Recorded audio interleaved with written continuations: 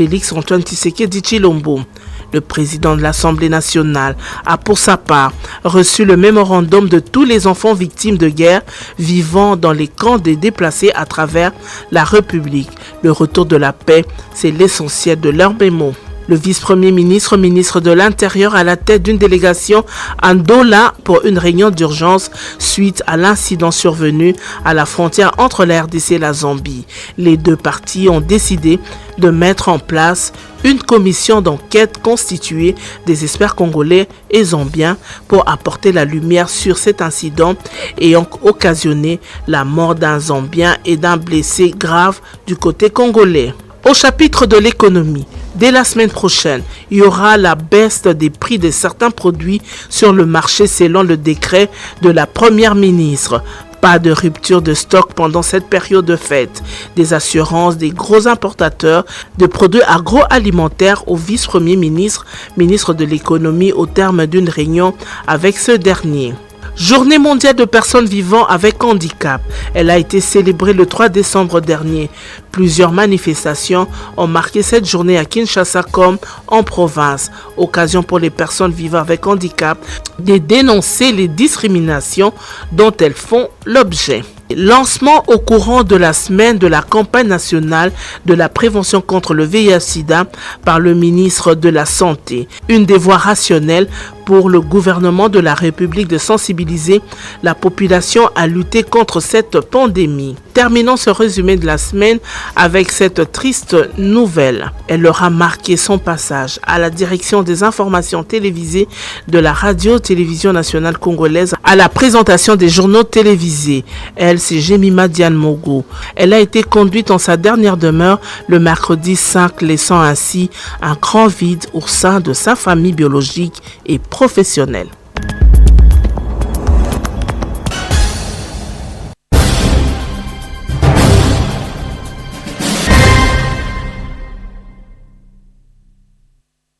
Le premier invité de ce journal magazine, il s'agit du directeur de cabinet adjoint de la ministre de l'Enseignement supérieur et universitaire Michel Niamandjomi.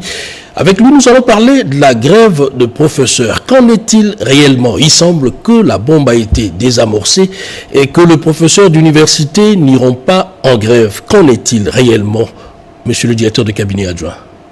Il se fait qu'il y a les syndicats de professeurs. Vous suivez qu'il y a des déclarations qui se font par-ci par-là pour dire que la grève n'aura pas lieu parce qu'ils ne trouvent pas de raison d'être, tant plus qu'ils ont déjà touché la paye complémentaire qui était promise par le gouvernement. Il n'y avait pas seulement la paye complémentaire, il y avait d'autres revendications également. Peut-on dire à ce stade, le dialogue a été concluant dans ce sens-là? Parce que ce n'est pas non plus tous les syndicats qui se retrouvent d'accord, qui se mettent d'accord. Bien sûr, il y a toutes les revendications pour Bibois 2 ont été rencontrées. Entre autres, la mise en place des mécanismes de suivi pour les accords de Bibois 2. Et depuis quand? Parce que jusqu'hier, la menace planait toujours. Le mot d'ordre des grèves était toujours là. Bon, en fait, c'est peut-être... c'est l'information. Certains syndicats devaient suivre l'information qu'ils ont déjà reçue, leur notification en tant que membres de ces comités interministériels de suivi des accords de Bibois. Alors, il n'y a plus de raison d'être parce que d'ici là, nous allons nous réunir tous, la coordination et tous les syndicats et les professeurs, et pour examiner éventuellement comment résoudre les restes des revendications pour 2025. Entre autres, il y a les véhicules qui vont arriver, mais ce sera en 2025. Donc on peut dire que le dialogue social est maintenu. Le dialogue est maintenu. Et que le mot d'ordre des grèves, c'est une page tournée, mais d'une manière précaire parce qu'ils peuvent revenir sur leurs revendications au cas où le gouvernement ne rencontrait pas la totalité des revendications telles que... Je pense que le gouvernement s'est mis en place pour résoudre leurs problèmes. Ils doivent être confiants et attendre de voir les résultats. Et le gouvernement va le faire. Ils sont vraiment décidés à résoudre le problème. Et surtout que les grands chanceliers à qui je rends hommage, les chefs de l'État, ils veillent. Et le gouvernement de son Excellence, Madame le Premier ministre, il veille. Je pense que tout le monde s'y met pour que les revendications des professeurs trouvent les résultats escomptés. Merci beaucoup, Monsieur Michel Nyamanzomi Meizo. Je rappelle que vous êtes directeur de cabinet adjoint de la ministre de l'Enseignement supérieur et universitaire. Merci beaucoup. Merci. Et le second invité de ce journal, c'est Françoise Lungangi, qui est présidente de la commission électorale de l'Ordre national des experts comptables. Et c'est déjà demain que les experts comptables votent pour le nouveau bureau de conseils provinciaux. On en parle déjà ce soir. Madame Françoise, qu'est-ce qui est prévu? Quelles sont les dispositions? Et on vote comment déjà demain? Merci. Demain, 9 décembre 2024, nous organisons les élections au Conseil provincial de Kinshasa et c'est au niveau de Béatrice Hôtel à 9h. Et à part Kinshasa, nous avons également à la même date les élections au Conseil provincial du Haut-Katanga et ça sera dans le bâtiment Hypnose. Et toutes les dispositions sont prises et les équipes mises en place pour superviser ces élections sont déjà préparées. Madame, c'est un exercice démocratique que vous apprenez là au sein de l'ONEC. Nous en sommes au premier, deuxième, troisième cycle. Merci. Pour ce qui est de l'ONEC RDC, c'est un jeune ordre, c'est le premier cycle. Donc le bureau sortant, leur mandat prend fin en janvier 2025. Et c'est pourquoi les devoirs comme un expert comptable, c'est les garants de respect des dispositions légales et réglementaires. Et c'est aussi prévu dans les règlements intérieurs de l'ONEC que les bureaux sortants puissent organiser les élections avant la remise et reprise. Et les bureaux sortants, les mandats courent pendant combien d'années?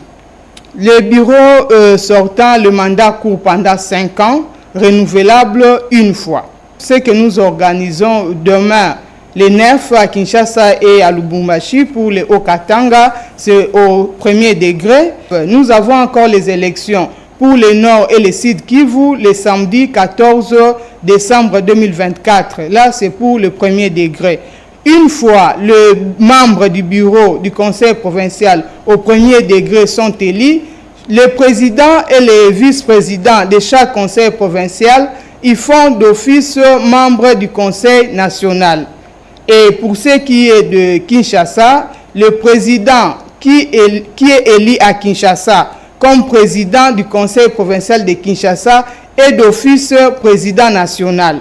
Le vice-président de Kinshasa, du conseil provincial de Kinshasa, est d'office rapporteur national. Et les deuxième province qui vient, c'est-à-dire celui qui comprend un nombre supérieur des experts comptables, si nous devons aligner, c'est d'abord Kinshasa, après Kinshasa, c'est le Haut-Katanga, suivi du Sud Kivu et du Nord Kivu. Nous invitons tous les confrères et concerts du conseil provincial de Kinshasa de venir massivement demain élire nos dirigeants. Nous invitons également tous les confrères et concerts du Haut-Katanga d'être nombreux au bâtiment Hypnose pour élire nos dirigeants. Et nous rappelons que le vote pour le conseil provincial de Kinshasa et du Haut-Katanga, c'est le 9 décembre à partir de 9h. Et c'est le vote physique. Chaque expert comptable doit se présenter au lieu indiqué dans les différents programmes que nous avons communiqués dans les plateformes. Merci beaucoup, Madame Françoise Lungangi Kitundu. Je rappelle que vous êtes ici en tant que présidente de la commission électorale de l'Ordre national des experts comptables du Congo de la RDC, ONEC. Merci beaucoup. Et à présent, cette information, le premier président de la Cour de cassation, Léon Domba, a réuni les chefs des juridictions de la capitale. On en parle dans ce reportage de Marie-Reine Zeba, dans ses commentaires de Chimène Kamoka. Suivez. La quasi-totalité des chefs des juridictions de la ville-province de Kinshasa étaient présentes à la réunion du samedi 7 décembre 2024, convoquée par le premier président de la Cour de cassation, le professeur Ndomba Kabea Eli Léon, dans la grande salle Liaou de cette haute cour. En ce qui concerne la discipline dans le corps, je crois que, comme je l'ai dit la dernière fois, il n'y a personne parmi nous ici qui a moins de 5 ans de carrière dans la magistrature, même ceux qui sont présidés. Et vous connaissez que la magistrature est une armée civile, que dans la magistrature, ni votre taille, ni votre diplôme, ni votre rang social nous importe peu. Tous les magistrats exercent une fonction noble. Le relèvement de la justice congolaise, tant souhaité par le chef de l'État, magistrat suprême, Félix-Antoine Tshisekedi Tshilombo, exige du corps magistral de mettre en application la discipline et la rigueur, valeurs qui sont les leurs. Pour la fêtière de l'ordre judiciaire Ndomba Kabea Eli Léon, l'expression « la justice élève une nation » doit devenir palpable en République démocratique du Congo. À cet effet, toutes les batteries en sa possession sont mises en œuvre dans la structure dont il a la responsabilité en vue de parvenir au relèvement de la justice congolaise. La RTNC accompagne les actions du chef de l'État Félix-Antoine Tshisekedi. Le secrétaire permanent de l'Union sacrée André Mbata a échangé tout à l'heure avec Madame le directeur général de la RTNC Sylvie Elengue Niembo. Robert Ndaye pour les détails. C'est un dimanche, pas du tout repos pour le directeur général de la radio-télévision nationale congolaise, Madame Sylvie Elengue Niembo, qui a échangé avec le secrétaire permanent de l'Union sacrée de la nation, le professeur André Mbata Betoukoumé Soumangu, sur l'accompagnement de la télévision nationale pour la vulgarisation des actions à impact visible du président de la République, chef de l'État, Félix-Antoine Tshisekedi Tshilombo.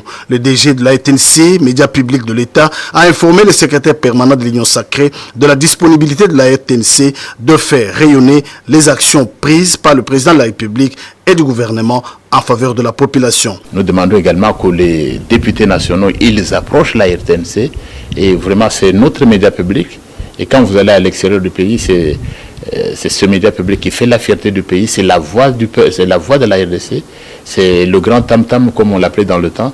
Nous voulons qu'actuellement, sous Félix Antoine Tshisekedi Tshilombo, notre président, le plus chef de l'État, le grand tam-tam d'Afrique se fasse de nouveau entendre et même d'une façon plus excellente qu'avant. Je tenais à la féliciter pour le travail qui est fait depuis l'avènement de son Excellence Félix Antoine Tshisekedi Tshilombo, président de la République, chef de l'État. Les efforts ont été faits dans ce sens que nos médias soient effectivement indépendants et que nos médias retrouvent quand même leur noblesse d'antan. Cette rencontre ouvre les portes aux scientifiques amoureux de la patrie de venir apporter leur contribution pour enrichir le débat lancé par le président de la République sur la question de la révision ou du changement de la Constitution. L'UVT, formation politique de l'Union sacrée, s'engage dans une sensibilisation pour les changements constitutionnels. D'autres détails dans ces reportages.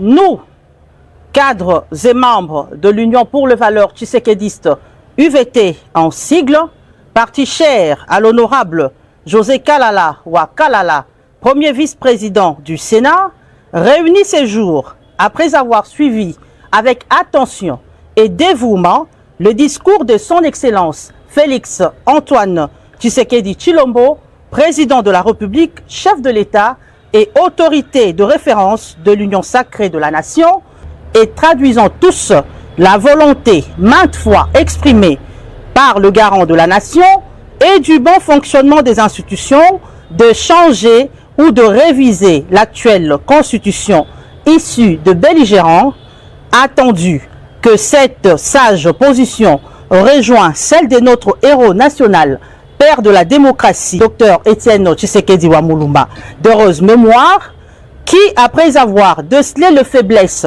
et les anachronismes de cette constitution, en avait projeté le changement une fois au pouvoir, considérant l'appel au soutien indéfectible de cette démarche du chef de l'État, lancée par l'honorable premier vice-président du Sénat, José Kalala Wakalala, président national de notre parti, nous déclarons ce qui suit.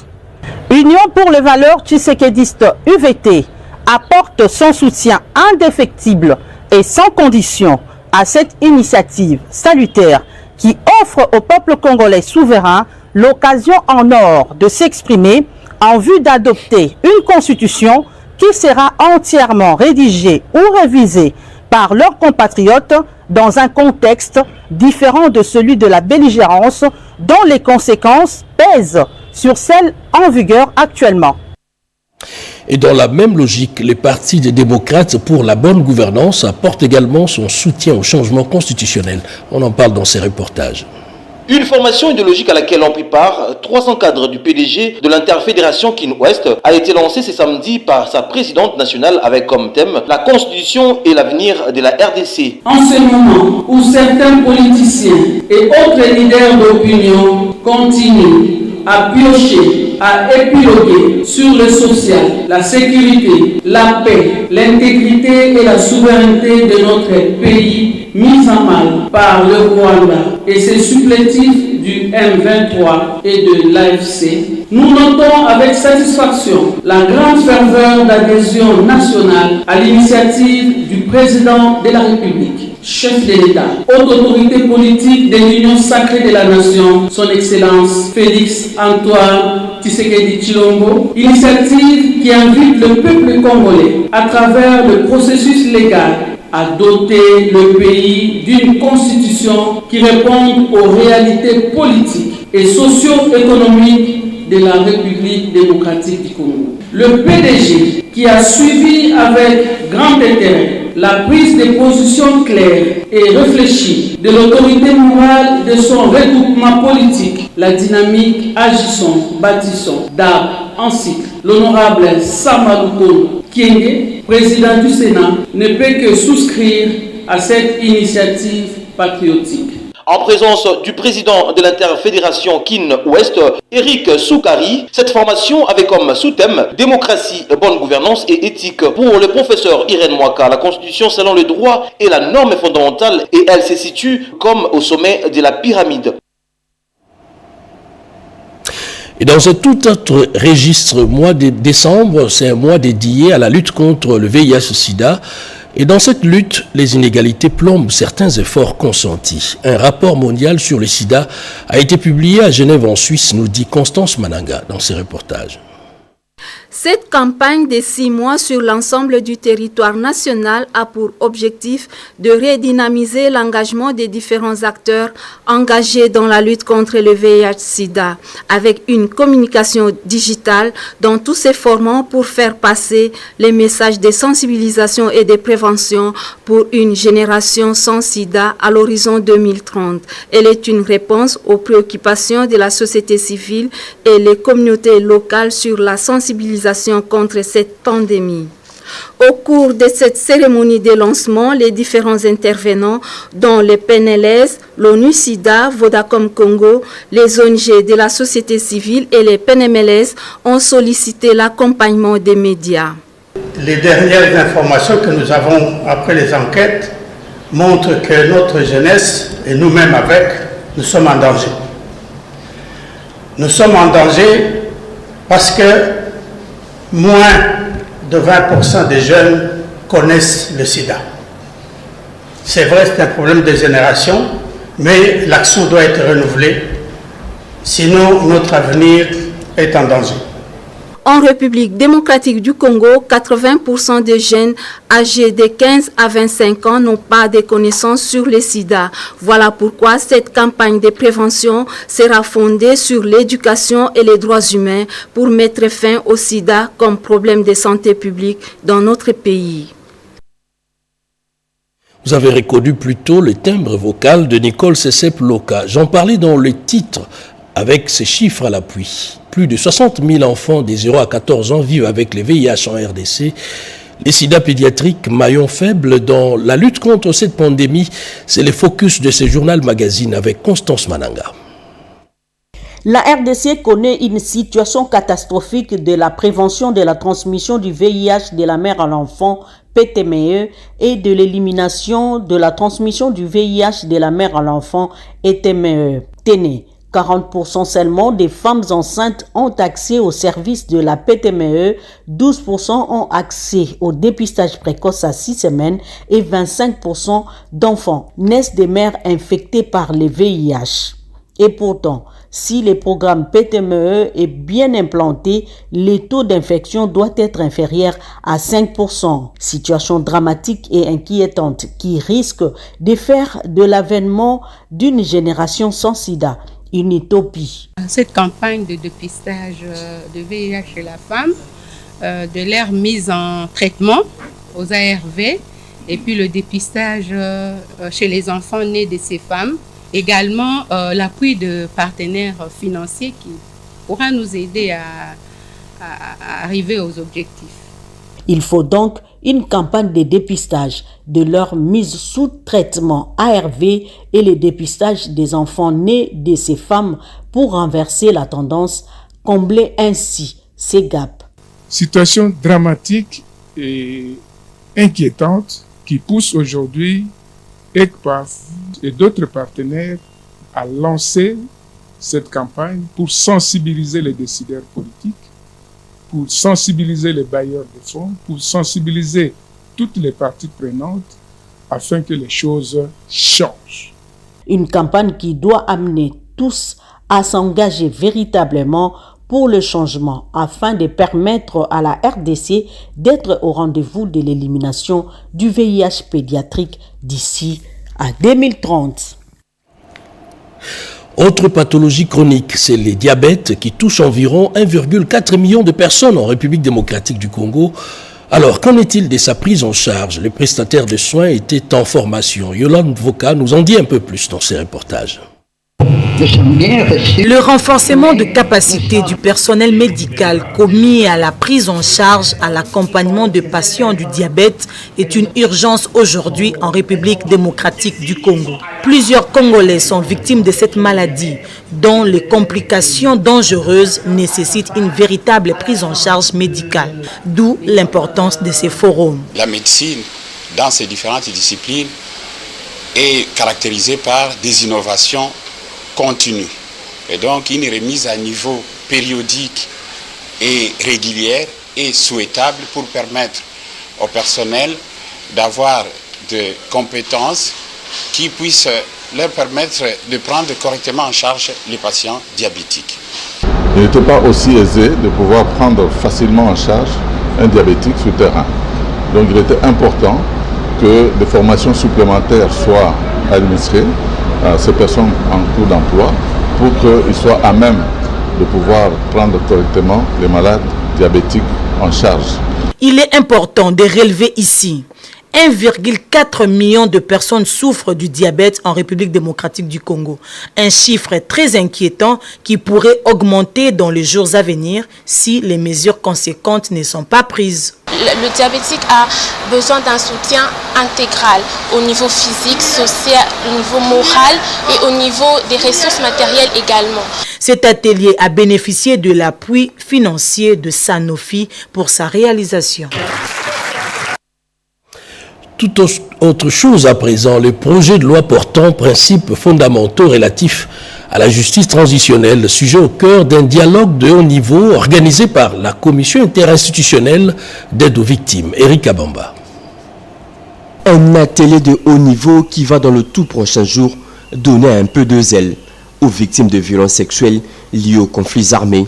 Tout au long de cet atelier, ces participants composant en majorité de la société civile vont apporter de petites retouches sur les différents textes de la justice transitionnelle afin de les adapter aux besoins de ces victimes durement touchées. Cette initiative de la Commission interinstitutionnelle d'aide aux victimes et appui aux réformes SIAVAR vise tout d'abord d'avoir un cadre complet de la justice transitionnelle en RDC, estime son coordonnateur. Il faudrait apporter tous les autres piliers qui constituent la justice transitionnelle, notamment la vérité, la justice, les garanties de non-répétition. Voilà. Donc ça, c'est le but pour lequel nous nous rassemblons aujourd'hui sur 2 journées, c'est de recueillir les avis et considérations des uns et des autres pour avoir des textes qui reflètent le plus possible la réalité et qui répondent aux besoins, notamment des victimes qui sont au centre de toute cette idée. Lors de cette première journée, l'Alliance des plaidoyers pour de réparation a formulé de recommandations à la CIAVAR. Nous avons demandé à CIAVAR de pouvoir mettre en place un cadre d'échange permanent pour essayer de communiquer régulièrement sur le processus de réparation en République démocratique du Congo. Le texte final, qui seront élaborés au terme de ces 2 jours de travaux, tiendront aussi compte aux engagements pris par le chef de l'État, Félix-Antoine Tshisekedi Tshilombo, devant ces victimes de violences sexuelles liées aux conflits armés. Une opération d'assainissement de la cité Mama Mobutu. Nous sommes là dans la commune de Mongafula qui s'inscrit dans le cadre du projet Mbongwana. La jeunesse est ici mise en contribution. Bobette Yenga et Papi Mbongo. Balai, bêche, râteau et brosse à la main, ces jeunes de la cité Mama Mobutu, dans la commune de Mongafula, se sont engagés d'instaurer une culture dans leur quartier, celle des travaux communautaires d'assainissement de l'environnement immédiat. Chaque vendredi matin, ils se donnent rendez-vous pour assainir leur milieu immédiat à travers un projet pilote dénommé Mbongwana, entendez le changement. Nous sommes réunis ici par rapport à la sensibilisation et puis à l'assainissement à travers le projet Mbongwana, afin d'assainir les endroits que nous habitons. L'initiateur du projet, c'est le chaîne Environ News, et qui nous a apporté ces projets. Des mains supplémentaires se sont données à la tâche, question d'encourager ce nouvel élan. J'apprécie beaucoup ce que font ces jeunes et j'ai rejoint l'équipe pour contribuer à la propreté de notre avenue afin d'éviter les moustiques et la saleté.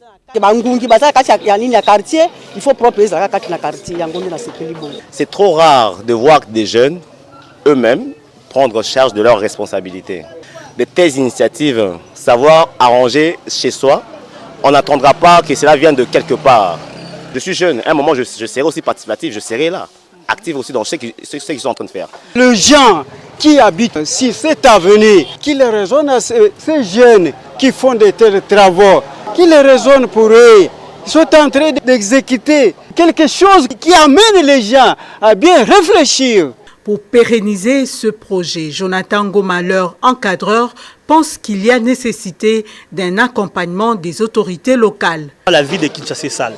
Si la jeunesse vraiment s'intègre à l'assainissement de la ville de Kinshasa, on peut aussi voir des changements. Et vu que nous sommes nombreux, la jeunesse vraiment nombreux, 70% c'est déjà trop, nous demandons aux autorités ou les habitants du quartier Mama Mobutu, les notables, de nous soutenir. Surtout sur le plan de sensibilisation, ça sera une bonne chose. Ça demande aussi des moyens matériels, financiers et puis moraux, ça va nous booster. Face aux défis, il faut oser innover pour des solutions durables. Ces jeunes visent au final la gestion des déchets et la fabrication des dallettes. Il faut changer les choses avec un peu de volonté. Mbongwana, porté par les jeunes, vaut la sensibilisation pour inciter la population locale à la culture d'assainissement de son environnement immédiat.